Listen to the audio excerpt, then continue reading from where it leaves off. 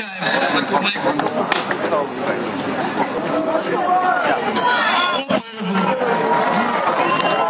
болельщик года 2016, номер 61 Лев Красоткин. Также мы вручаем сертификат на годовой абонемент посещения всех матчей чемпионата России и Еврокубков. Я говорил, поэзия все-таки в пользу природы. Ну что, друзья, ваши аплодисменты громче!